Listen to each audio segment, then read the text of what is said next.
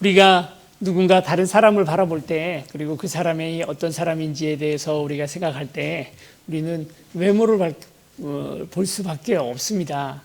우리 성경에도 분명히 다윗을 세우실 때 하나님께서 얘기하시기를 다윗에 대하여 사람은 외모를 보거니와 나 여호와는 중심을 보느니라, 이렇게 말씀하고 계시죠. 그래서 이제 그 이야기 그대로 우리도 여호와 하나님을 닮아서 중심을 보자고 자꾸 애를 쓰지만, 사실 중심이 보입니까?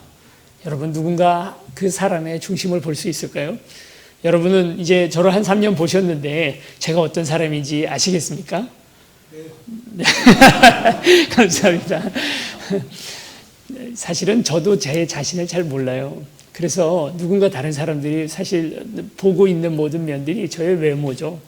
뭐 성실함이라든지, 아니면 뭐 또 성실한지 아닌지, 착한지 아닌지, 또 뭐 하여튼 그런 모든 것들이 사실은 다 외모에 속하는 것이고, 중심은 오늘 우리가 못 봅니다. 하나님만 볼 수 있는 거죠.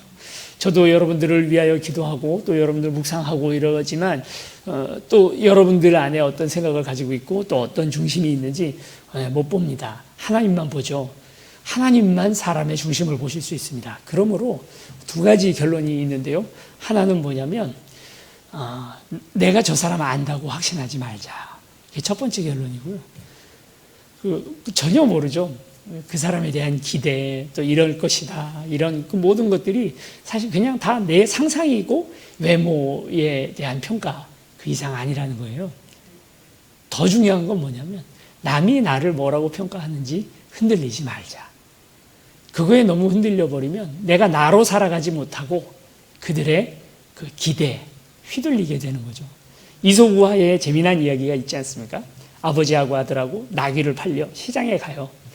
가는데 처음에는 나귀를 그냥 끌고 가니까 사람들이 말하더라는 거예요. 아니, 그걸 왜 짐승을 놔두고 끌고 가냐고, 타고 가라고. 그래서 아버지가 탔다는 거예요. 그랬더니 사람들이 지나가면서 또 뭐라 그럽니까?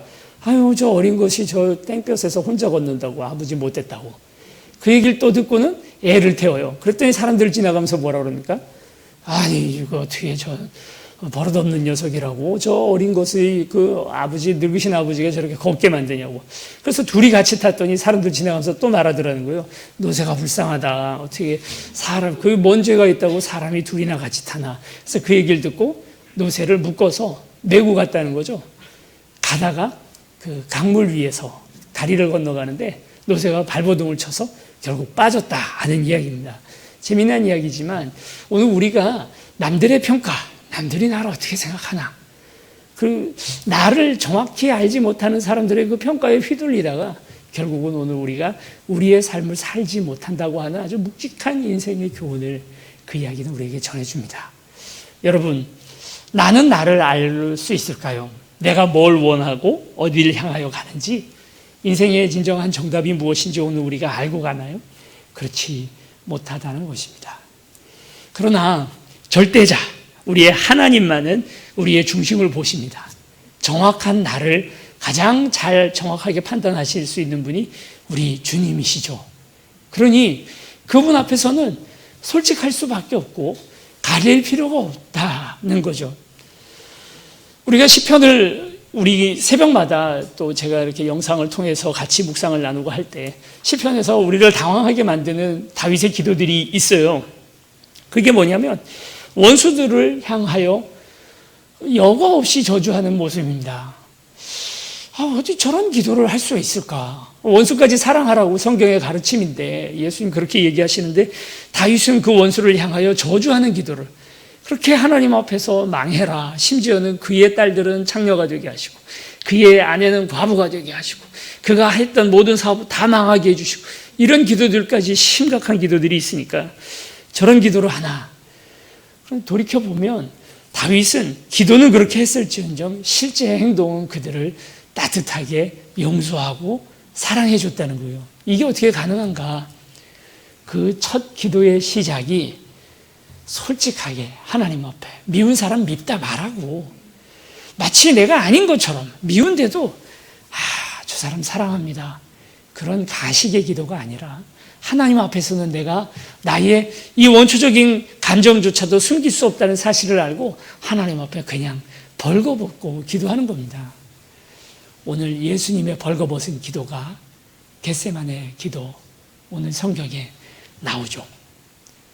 자신의 중심을 다 드러낸, 그리고 내 중심을 그저 불꽃 같은 눈으로 다 보시는 그 하나님 앞에서 예수님은 간절하게 기도합니다. 주님, 이 잔이 내게서 옮겨지게 하옵소서.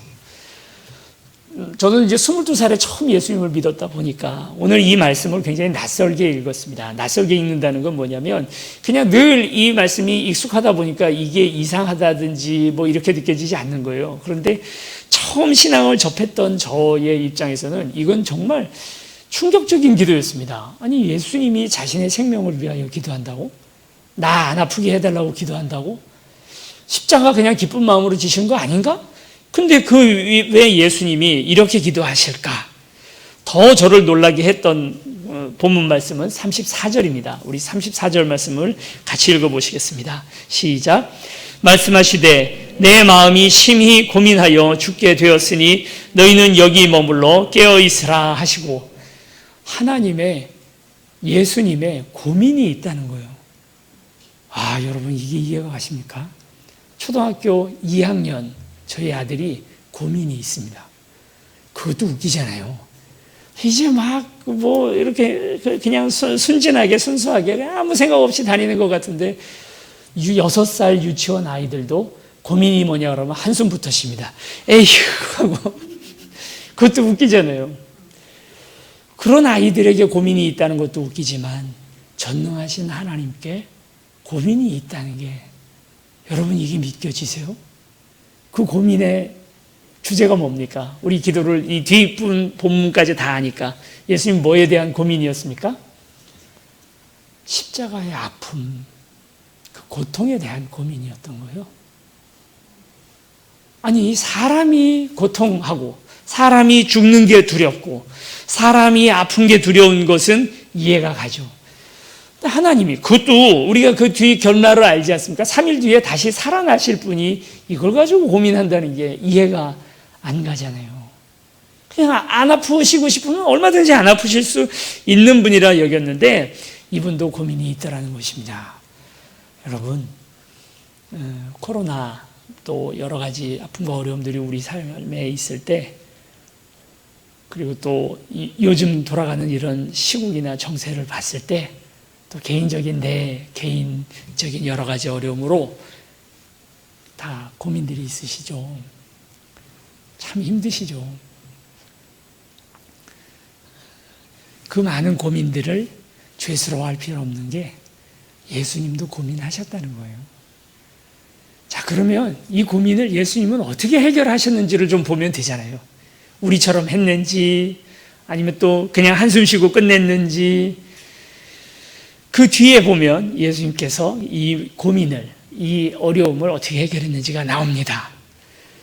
35절 말씀, 조금 나아가사 땅에 엎드려 될 수 있는 대로 이 때가 자기에게서 지나가기를 구하였다. 기도하셨답니다. 기도라는 건 무엇입니까? 그냥 간단하게 정의하자면 내 문제를 하나님 앞에 얘기를 해서 이젠 더 이상 내 문제가 아니라 하나님의 문제가 되도록 그걸 청하는 것이, 그게 기도잖아요. 고민 없는 사람, 우리는 이렇게 생각해요. 고민 많은 사람이 있으면 그의 정반대가 뭐냐면 그냥 마음이 평안한 사람이 고민 많은 사람의 정반대에 있다고 생각을 하지만 사실 그렇지 않아요. 고민 없는 사람이 누가 있나요? 죄송한데 한번 여쭤보겠습니다. 저는 요즘 진짜 고민이 없습니다. 한번 손 들어보세요. 다 고민이 있어요. 초등학교 2학년 아이도 고민이 있다니까요. 이 고민거리가 없어서 평안한 것이 고민의 반대가 아니라, 이 고민의 반대는 기도입니다. 하나님 앞에 얼마나 맡길 수 있느냐가 고민하느냐 또 그렇지 않느냐의 반대인 거죠. 예수님께서는 이 고민을 가지고 하나님 앞에 나옵니다. 그리고 구하십니다. 정답이 뭡니까? 기도하면 이 기도의 정답이 뭐죠? 내 뜻대로 마시고 아버지 뜻대로 하옵소서. 우리는 이 정답을 너무 잘 알아요. 답을 알기 때문에 답부터 쓰고자 하는 그런 유혹에 빠지게 되죠. 그래서 그냥 그 안에 있는 모든 과정들을 다 생략하고 어떤 어려움이 있더라도 내 뜻대로 마시고 아버지 뜻대로 하옵소서 하고 그냥 기도하고 지나가 버린다고요. 그런데 오늘 예수님은 그게 아니라 땀방울이 핏방울이 되도록 간절하게 기도하십니다. 간절하게 기도하시는 거죠. 사실 기도라는 건 정답을 찾아가는 길들 아닙니까? 기도에 오답은 없어요. 안 아프게 해주세요. 잘못 기도한 거 아니에요.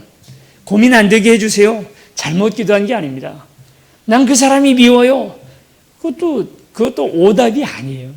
다만 대전에서 출발해서 서울을 가던 부산에서 출발해서 서울을 가건 그 가는 과정을 통하여 마지막 하나님의 응답, 서울이 만약 목표라면 그 자리를 향하여 가는 과정이 있을 뿐이죠.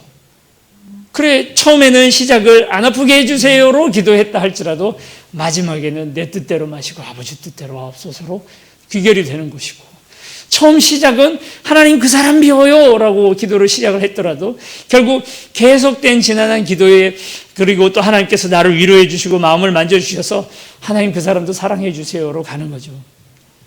그 모든 과정들 다 빼고 우리가 너무 성경을 많이 그냥 들어서 알고 하나님 뜻이 뭔지 그냥 아니까 내 뜻대로 마시고 아버지 뜻대로 하옵소서부터 기도하는 거예요. 하나님 그 사람 사랑해 주세요라고 기도하는 거예요. 다윗은 늘 미운 사람은 밉다고 기도해놓고 하나님께서 그 마음을 만지고 또 다스려 주셔서 그 미워하는 마음이 사랑의 마음으로 바뀌도록 해주시거든요. 중심을 보시는 하나님 앞에서 뭘 가려요? 어떻게 가려요? 아프다면 아프다고 말해요. 고민되면 고민된다고 말하면 돼요. 그게 설혹 하나님이 원치 않으시는 길이라 할지라도 그 지난한 기도의 시간들을 통해서 결국 내 마음의 생각들을 바꾸어 주시는 분이 바로 우리 하나님이시라는 것입니다. 38절 말씀을 우리 같이 읽어보시겠습니다. 시작. 시험에 들지 않게 깨어있어 기도하라.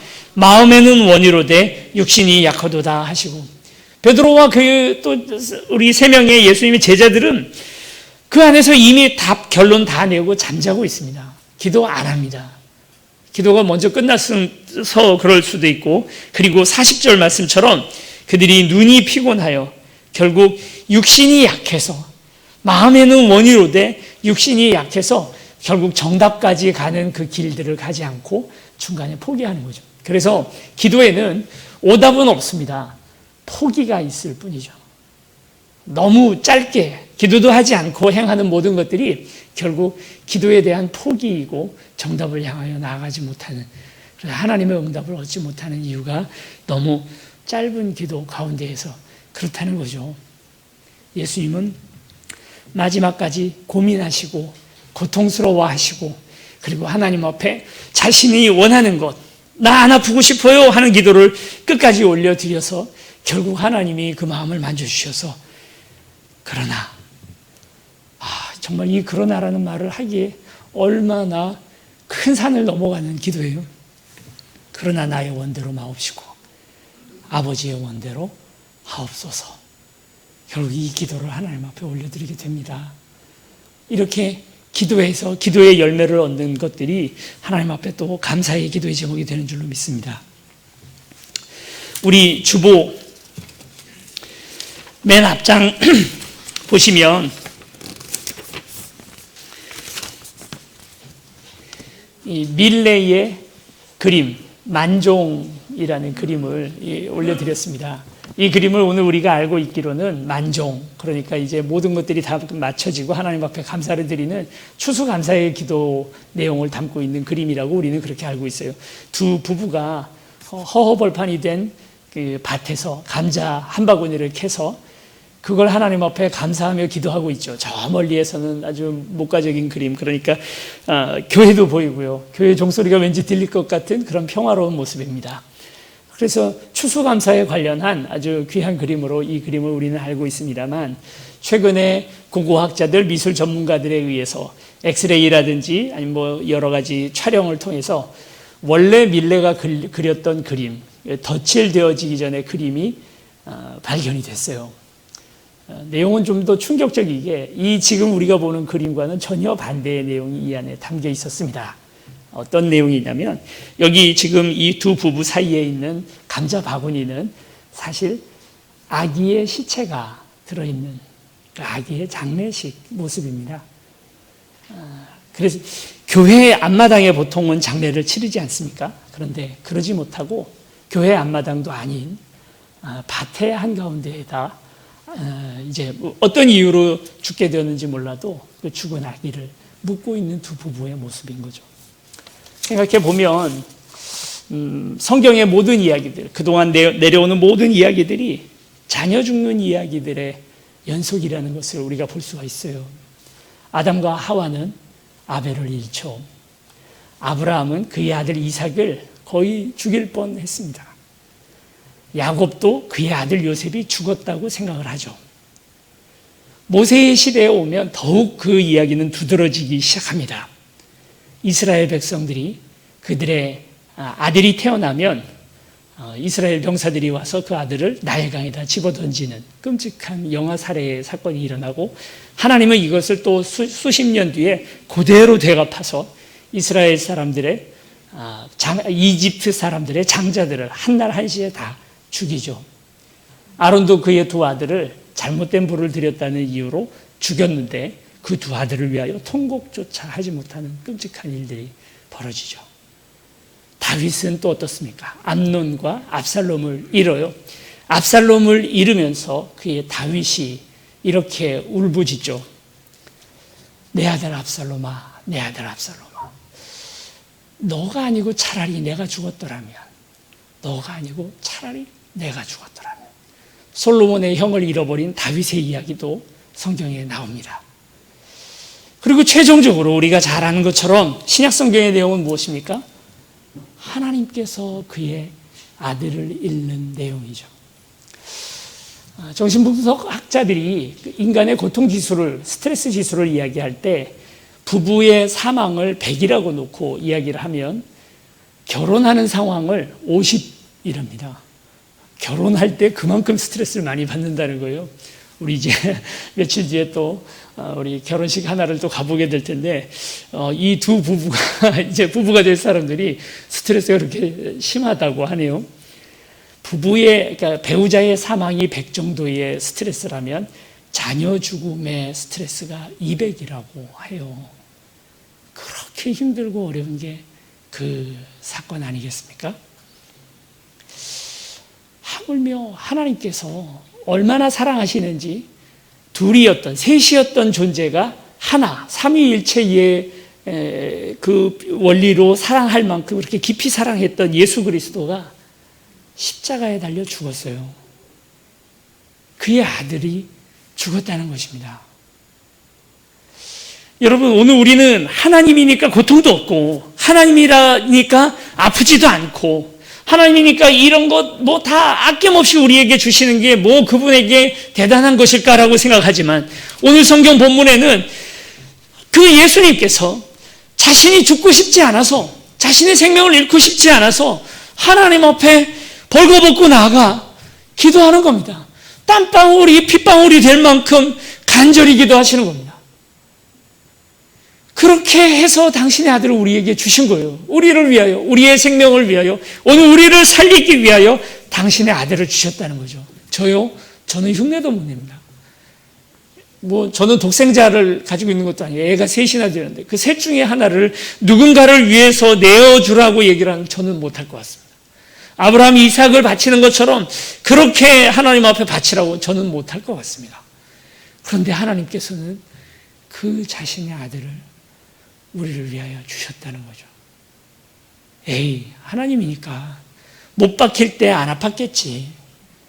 마술적인 힘으로 하나님께서 안 아프실 수 있었겠지. 그런 거 없습니다. 하나님도 그대로 고통을 받으십니다. 올해 코로나 때문에 우리 여러 가지 어려움들이 있었죠. 사업의 확장도 못하고 다니던 직장도 못 다니거나 아니면 일부밖에 못 다니고 자녀들 취업도 안 되고 또 목회자인 저 같은 경우에는 교회가 더 확장되어지고 전도되어지고 예년처럼 그렇게 성장할 줄 알았는데 그러지 못하고 모든 오늘 우리 안에 있는 욕구들이 다 거절당해 버린 거죠. 이와 같은 고통과 어려움 속에서 뭘 감사할 수 있을까? 아무 소출이 없는데 무엇을 감사할 수 있을까? 어떤 시아버지가 시어머니가 오랫동안 앓다가 결국 돌아가시게 되죠. 근데 이제 두 며느리가 너무 고생 많이 하면서 그 시어머니 병수발을 했던 것을 생각해서 시어머니가 원래 가지고 계시던 다이아몬드 반지 2개를 그 며느리들에게 주는 겁니다. 근데 아무리 찾아봐도 하나는 그 포장 상자, 벨벳으로 되어 있는 보석 상자를 찾았는데 하나는 아무리 찾아도 보석 상자가 없더라는 거예요. 두 며느리를 갖다 놓고 큰 며느리에게는 포장이 되어 있는 다이아몬드, 시가 1억 넘는 그런 다이아몬드 반지를 주고 또 둘째 며느리에게도 같은 값의 그 다이아몬드 반지를 포장지 없이 그냥 줬다는 거죠. 자, 누가 더 감사할까요? 여러분, 누가 더 감사할 수 있을까요? 첫째요? 둘 다 감사하죠. 포장지 하나 500원, 그 500원짜리를 해줬느냐 안 해줬느냐가 1억을 주시는 시아버지 앞에서 어떻게 이게 포장지에 넣어줬냐, 그냥 손으로 맨손으로 주느냐, 집어 던져줘도 감사할 것 같은데 그렇지 않습니까? 하나님 오늘 우리에게 주신 은혜라는 게 여러분 느껴지지 않으십니까? 올해 코로나 때문에 이런저런 어려움이 있다 할지라도 그분은 우리를 위하여 아들을 주셨습니다. 그 이상 뭘 더 우리가 이야기할까요? 에이, 시아버지 이게 뭐예요? 난 포장지를 원해요. 다이아몬드 반지 다 필요 없어요. 포장지를 달라고요. 우리가 하고 있는 이야기가 지금 그런 이야기가 아니냐고요. 하나님, 아들 예수 그리스도 그분의 보혈, 저는 그거보다도 제 사업 성공이요. 하나님, 전 직장 취업이요. 하나님, 저는 우리 아들 취업이요. 우리 지금 그 포장지 때문에 감사 못하고 있는 게 아니냐는 거죠. 주일 예배를 드리는 이유가 뭡니까? 다음 주에 중요한 계약이 있어요. 그 계약해야 되는데 주일 예배 빼먹으면 왠지 하나님께서 그 계약을 틀어버릴까 봐 겁이 나요. 그래서 주일 예배 드리는 겁니까? 오늘 내가 운전을 많이 해야 되는데 오늘 새벽 예배 안 가면 꼭 사고가 나더라고. 그래서 그게 무서워서 그래서 새벽 예배 나오는 겁니까? 내가 11조를 하는데 11조 안 하면 꼭 내가 사업상 손해를 보더라. 그래서 내가 11조 하는 겁니까? 아니에요. 전혀 아니에요. 여러분 한번 해보세요. 주일 빠져도 괜찮습니다. 해보세요. 용기를 내서 11조 안 하셔도 사업 안 망합니다. 고마워서 그러는 거예요. 그냥 너무 감사해서. 내가 왜 양심껏 살려고 했으네요. 내가 왜 전도하려고 애랬으네요. 우리 신앙생활의 모든 이유가 이미 받은 은혜가 너무 감사해서 그러는 거 아니에요? 더 받을 게 있어서 그러는 게 아니라 그분은 당신의 가장 사랑하는 아들을 우리를 위하여 주셨어요. 1620년 미국의 매사추세츠주에 배 하나가 나타납니다. 200여 명의 청교도, 영국에서 출발한 그 청교도인들을 태우고 처음으로 이제 그곳에 식민지가 건설되어지고 미국이 역사가 열리게 되는 순간입니다. 이들은 처음에 와서 유럽에서 가지고 온 밀품종을 뿌려서 농사를 지었다가 단 한 톨도 거지지 못하고 다 망했어요. 그렇게 하면서 같이 왔던 200명은 어느새에 100명으로 줄어 있는 겁니다. 그래서 같이 출발했던 한 교회에, 하나의 교회의 성도들이었거든요. 이분들 중에 100명이 오다가 기근과 폭풍과 그리고 또 전염병에 의해서 죽어요. 여러분 어떻겠습니까? 상상이나 되십니까? 우리 세움교회 교인의 절반을 그 반년 동안에 장사했다고 생각해 보십시오. 분위기가 어떨까요? 그런데 그나마 희망을 품고 가지고 왔던 그 밀 씨앗들이 다 사그라져 그 풍토에서는 이 농사가 안 됐던 거예요. 끔찍하죠. 뭘 감사할 게 있어요?